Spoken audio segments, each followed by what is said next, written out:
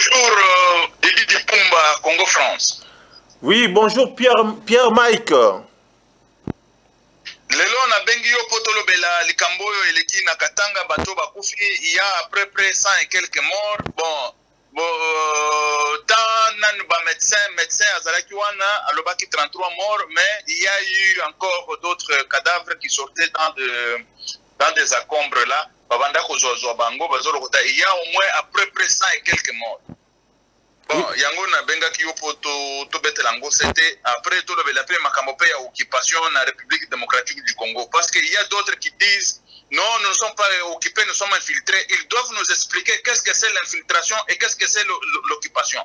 Soki bango bako kende tolo bango bako kende na Rwanda, bazwa minduki, batambulaka na minduki na Rwanda, et puis bazwa ka ba richesse na Rwanda wana bakenda kanango.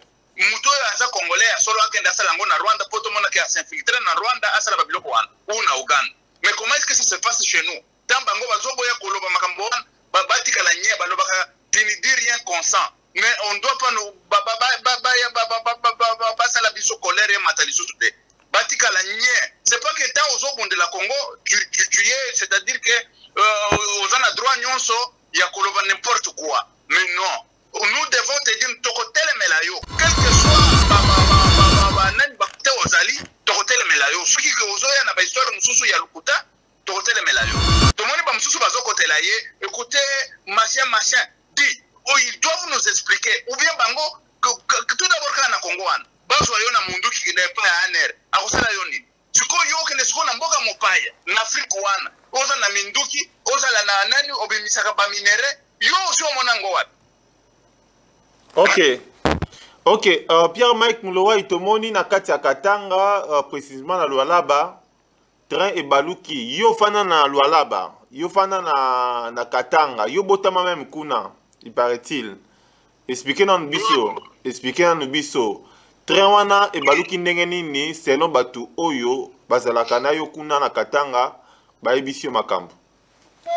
Ok, na spécialement, na za mutu ya nani nafandi na nani na Katanga, nafandi na Katanga, et puis na yebi bien Katanga mobimba wana na bota minga na Lubumbashi na yebi Katanga na Lualaba nde esika babiloko wana isalem. C'est-à-dire le grand problème est nini batre wana eza batre oyo batikela kibiso depuis indépendance. Barai basanzaka te nyonso ici ekufa nyonso ici koma pete très kolekate, c'est-à-dire que bisika wana biloko wana il faut balongolango nyonso. Mais ezali esika oyo ebomaka bato mingi, c'est-à-dire que ligne nyonso mobimba wana banda Lubumbashi ou banda toloba nani to bandela na Mukambo mpapa me Mukambo Sakanya, c'est-à-dire que c'est kuna na suka boko ta Zambi banda na Sakanya okomi Lubumbashi oleki Lubumbashi okomi komata sikoyo ti na nani na Moneditu ou bien okeiti ba kote mususu, c'est-à-dire que nazoyebisa yo ke baligni nyonso wana isi ekufa nango ekufa il faut balongolango. Train etambolaka wana à 50-45 km/h. Aussi longtemps basala yango po train etambolaka au moins à 125 km/h. Lelo train ekomi kotambola wana à 40 km/h. Esika wana bokozala na kati ya masuwa nani mwa kosi abimi na ye kaka boye na savana ama akoti pe na net. Pourquoi? Parce que vitesse exacte à 45 km les années mutu adona vélo kosi akokota pe kuna alepe batu kuna na kati. Mais sikoyo batre wana eza batre ya kala en plus esi ekufa pe et puis barai ekufa nango il faut balongola barai wana de façon que basa la barai asika. Mais chez biso makambo wana etali bangote. Comment on peut dire que tous en a occupation aussi longtemps bongo ya minéré wana ezobima wana chaque jour bazokende kotia ngona bapana ma pampers babongo ba minéré ezobima wana chaque jour bazokende kotia ngoso soso na ba paradis fiscaux et tout ça et personne ne dit rien. Mais muto ya zo ko ba nous ne sommes pas sous occupation, il doit fermer sa bouche, il doit fermer sa gueule. Pourquoi? Tout d'abord pour oboya ko le babiloko wana parce que moi je suis à Kinshasa bino bozaka na poste et tout ça. Mais si tu es toi à Kinshasa, ne parle pas de ce sujet. On dit celui qui ne dit rien consent. Ça, c'est le français. Qui ne dit rien consent. ofandi na yo nye olobi eloko moko te, c'est-à-dire que ondimi likambo yango.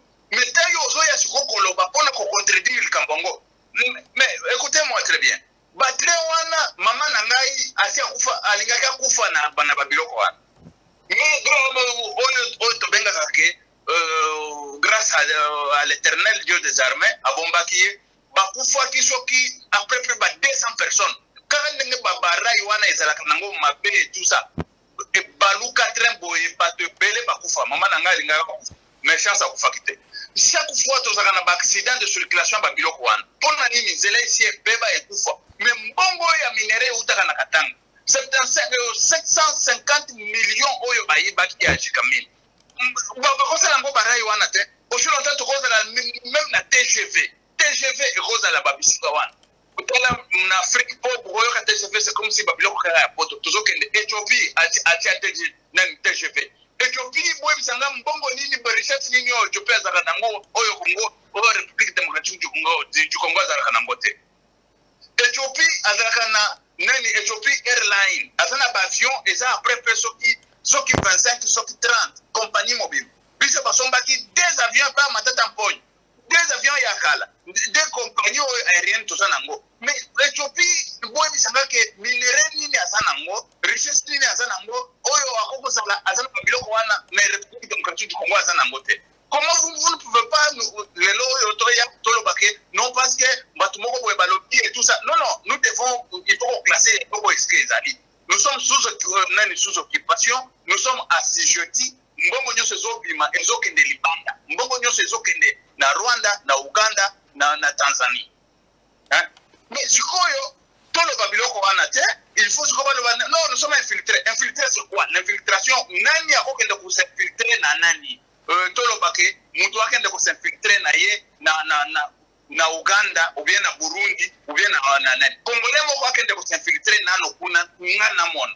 Akende akoma na munduki akoma na Yesu ka capitaine général akoma kana minduki azoka ba mwengo kuna atindela kabisa na Congo to betele mabo azoka ba mwengo na Rwanda na Uganda na Burundi batindela kabisa na Congo to betele mabo. Mais comment le Congolais azoka ko kende ko s'infiltrer te ndeko elingera kende nano s'infiltrer na Uganda ou bien na Rwanda to betele mabo.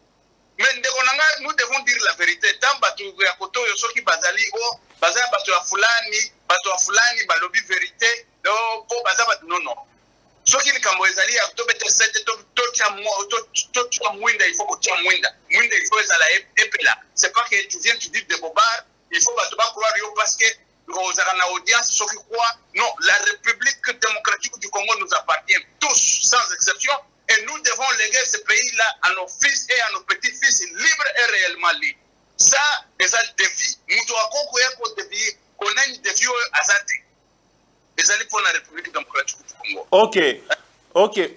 Mais c'est Mike Mulowai, Tomoni Batuba Koufi et Belé. Yo, peut biso estimation, précision.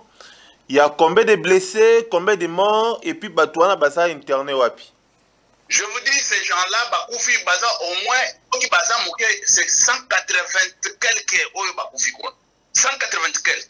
Parce que, na ligne wana, na zoke ndeko expliquer bino parce que na yebi ligne wana très bien. Na tambo la peine na ba ligne wana.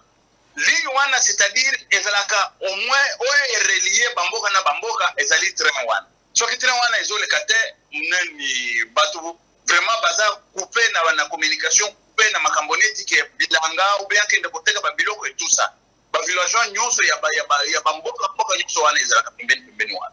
Mais sikoyo balobi lisusu kuna na kati ke soki botali bien train ya nani train ya courrier boye ya batu eleka kite et ça fait longtemps, ça fait 2 mois ils ont le kate.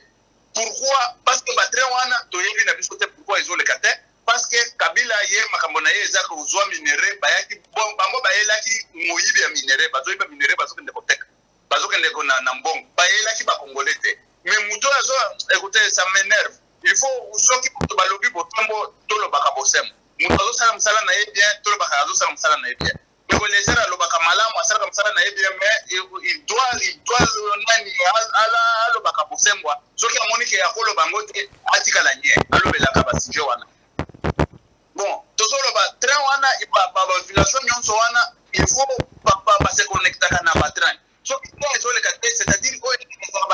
marchandise wana esala que accident babenga kango train marchandise, c'est-à-dire que ezana ba wagon ezana ba voiture te ba voiture ezali esika ba mataka mais chebiso kuna na ba wagon na ba voiture kuma kanino esalite biloko nyonso wana ezana condition te. Bon sikoyo tam ba obanani wana eleka ba train wana eleka te bango batu ndenge il faut bazana na nécessité pour se déplacer. Oh, il faut que les gens ba biloko kuna aya teka kotoyo et tout ça ba mataka siko likolo ya ba train marchandise wa ba marchandise siko likolo ya ba train marchandise okomona ke eza plein na ba wagon nyonso wa siko soki ekwei balobi ke ba wagon il y en avait 13 wana 11 nyonso epeli moto ezalaki na ba carburant nyonso nani 11 epeli moto batu nyonso bazaki na ba wagon 11 bakufi bamususu baziki bamususu bakatani maboko bamususu membre, c'est-à-dire que bamususu makolo et tout ça, c'est-à-dire il y a au moins plus de 180 morts. 180 morts.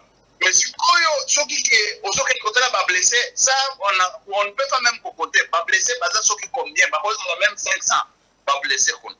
Na ba minute tout ce que koloba ezake batwana ce n'est pas parce que bazana mbongo te pour batia train mbongo ezali pour batia train pour la population batia ba moyen pour population aye ba ndenge na se déplacer à l'aisement et puis à se déplacer bien mais bazo ti angote mbongo zoke ne pas na pampers bazo que n'est pas juif na ba américain ba fandi wana pour ba iba kabiso mbongo. Tu vois quelqu'un il est là chinois il se met là et puis il dit que non transition sans Kabila n'est pas constitutionnelle. Est-ce que lui, il croit que Kabila il est là, tout d'abord, et c'est là qui est constitutionnel. Ce n'était pas constitutionnel. Comment est-ce que l'année prochaine, moi, je suis non, en 2016. En 2016, quelle base constitutionnelle qu'on fait ça Kabila? Quelle base constitutionnelle qu'on fait ça Kabila? Pour tout d'abord, à Zali, le 31 décembre, et ça la base constitutionnelle et ça qui donne accord entre opposition na majorité bafandi basali accord basala qui na kata constitution c'était un accord mais accord wana et aussi le 31 décembre ce qu'on base ni les base les alliés ou américains wana zo ko dicter ce biso base wana les alliés américains aya ko dicter biso to dicter ba américain c'est bango biso to dicter ba bango que non vous allez l'élection boy. Ils doivent se taire. Les Américains doivent se taire. Et nous devons dire que nos Américains, pour tous après, et puis tous autres, la bango. Ceux qui ne sont pour la guerre, tous ça la ngopé. Bon, pour le baron, Macabino, et pas le Rwandais, tout ça. Mafia, c'est pas que les Rwandais nous tuent. Tous en armée et tout ça. Non. Nani, ou garçon, Yakoufaki, Mamadou Ndala. Il a dit comment est-ce que bon avancer bon quitter ba Rwanda Masasi ordre les autres qu'on n'est pas à Kabila que non retirez-vous on va se retirer pourquoi Mamadou Ndala lobaki yango nous avons une armée to côté la même américain na Cambodge batelira qui ba américain c'est pas une armée je dis quoi la population na Cambodge na Vietnam batelira qui ba américain na échec na Vietnam. Même la République démocratique du Congo, toujours lancé déjà un défi. Ceux qui sont américains, ils disent que il y a liboso, il y a africains, et qu'ils ont des congolais. Il y a partout dans le monde, la République démocratique du Congo. Nous sommes unis comme un seul homme contre la mafia, il y a juifs. Il y a des Américains, il y a des Occidentaux contre la République démocratique du Congo, mais cette fois-ci, on va dire que non. Nous sommes mobilisés. Nous avons un mintuki, un nengeli, mais pour tenir un échec. Toujours le baboué. Quand nous avons un Vietnam, nous avons un Congo. Bango ba yako dicté biso mo swana to ba ki aso ya so sala ni na zo ko ba yebo so kini. Di agenda ko le bela ba élection aske bango. Ya se bisoté. Tout d'abord, moi je suis sûr et certain, les lois de sorte que les mina Rwandais, tu peux bango sans recul. Parce que le Cambouana, c'est Kabila qui a la tête, c'est Kabila qui est le problème du Congo. Ils ont fait un ordre pour battre Kakababa, non, reculer. Et c'est comme ça, c'est ça le problème. Ils ont entretenu Bango, mais Nat Kabila, Kabila le 31 décembre, il va partir. cette fois-ci, peuple congolais, même Mandela il disait ceci. Si vous lisez les livres de Mandela, Mandela disait, écoutez, Mandela seul, c'est rien. Mais Mandela, c'est vous, la population qui se trouve dans la rue. C'est ça qui donne la force de Mandela. Voilà. Vous voulez que non, nous voulons les changements, les leaders ont dit, nous serons dans la rue. Nous tous, nous serons dans la rue. Ici en Europe, autant que à Kinshasa et aussi partout dans la République démocratique du Congo. Et vous mobilisez comme un seul homme contre mafia internationale, contre mafia américain, tu lancez bango déjà défi. Ndenge tu lancez qui défi contre les Rwandais, tu kanga bango na maboko, tu kanga américain na maboko, na République démocratique du Congo. Tout ce qui viendra pour nous barrer la route, mais okuta biso na nzela na ye. Ok, merci beaucoup. Mais au Lobakelo Romoko, il y a occupation dans le Congo, mais tout le monde qui est journaliste belé balobi que occupation exacte na Congo, et sans des mots infiltration. Et puis Kabila azanae na infiltration te ou bien azanae au pays zanango occupé te. Wana nsan de Coliezer si je crois bien oui. Yo lobinini. Kolanda biloko onyoso wana te. Ndeko s'il veut sauver sa peau, il veut sauver sa tête, il ne peut pas dire de bobard. Soki alingaki ke alo ba iloko wana te, il a fallu afanda nye. Afanda nye et c'est comme ça. Mais tant zoke ndeye ko lobela ba biloko wana, ba lukuta zo ya ko lobela na peuple. Peuple nini ozoka ndeko lobela bilukuta. Ezande biso? Mais non. Et puis peuple nini ozoka ndeko lobela lukuta. Yake oh nani nous ne sommes pas sous occupation. Infiltration to tindie les era kende ko s'infiltrer nano na Rwanda. Aye la biso ba kolta na biso bazo yiba biso na Rwanda. Yake ndana ko s'infiltrer. Na yo na mboka nini ko kende ko s'infiltrer na bokonzi ya batu. Et puis bati ayo sans accord na bango, sans sans accord na bango, sans ba couvrir yo. Et puis ok, yo tout d'abord ka congolais kende ozo abati no ba Rwandais bazo zo chez biso. Na ba Ugandais bazo zo chez bango ba ekuna chez biso, baza ba ministre soki ya nini. Ba ministre yo congolais kende so ko comme ministre. Hein? Ba Rwandais wana, yo wana nsima na ye na minduki na masasi et tout ça chaque jour bazo iba ba minéraux azo kende nango, mutu azolo ba a ni be azate. Siko ozo be nango infiltration. Ça tu appelles ça infiltration? C'est depuis au sommet à l'État. Il n'a sommet à l'État tous en Rwandais. Et c'est ça le problème. Le problème est l'infiltration. Batika koko sabatu, batika osembo ezali bosembo. Tengo tolo baka mutunyo za sala musala na ye ezali polele mabe ya Congolais, mabe ya Afrique c'est quoi? Muto ozana ye côté moko soka zolo zolo mabe asali mabe. Il faut qu'on couvre toujours comme ça. Non laissez pas que les autres. Non, l'yebisa ke oyo lobi eza mabe. Zonga na nzela loba makambo ndenge ezali. Soki oboye koloba ngo anda yene. Ata soki batu balobi loba kuna ba okata nga mutu. Mutu tinda yo ki journaliste azali azate. Yo moko kinda mutu. Biso pe mutu tinda biso azate yango tozolobela nge Congo. Congo azali maire na biso. Congo azali patrie na biso. Congo azali oyo bomengo tozwaki depuis bokoko na biso. Bakoko na biso batikela ki biso pe tokotikela bana na biso. Mais tokotikela bango ezali libre. Tozana kati ya occupation. Batika babuzoba wana tozana kati ya occupation. Je dis et je répète, tozana kati ya occupation. Batika babuzoba wana. Occupation ezali couvert na communauté internationale et puis soutenu par quoi? La communauté internationale soutenue par ba américain. Bazoya bazolo bazobeta ba gauche droite boy. Oh ba élection boy. Et c'est faux. Ça yango e monani pour les que bangonde ba couvrir bonani occupation wana. Ce sont des américains. Écoutez, je dis, peuple congolais, il faut que nous soyons sur d'autres éléments, tout le belamboka, nous soyons sur d'autres éléments, donc fait la bonne amboka wana. Mende wana ya afandi na kati na ye na ndako kuna azoka nisaki ya robo manga. Mende oza malade mental. Comment Mende to pesi yo déjà na nike. Maintenant, tozo banda déjà ko sala banani. Plainte pour de façon que même un jour soka kitika na poto bakangiye un jour oyokaka mandat moko d'arrêt international ezalaka na Kenya atiaka lokolo boya surtout ka baku bateye bakena ye parce que na monique azo saka na mingi yende mutu bazo kende kolesa bazo couvrir nani ba Rwandais na ba Uganda bazoya kuyiba biso minere bana mboka ole bazalaka na minere na bango ba enjoy minere na bango bazalaka na batre moko ya bien na batre je fait na banili bango na bazoke nda kukufa na bimba mbala moko boye oyo ya kala ya depuis ba bataille ya nani indépendance. OK. OK. Merci beaucoup Mike. Comme ça tu rebenga prochainement pour tous la président Misusu.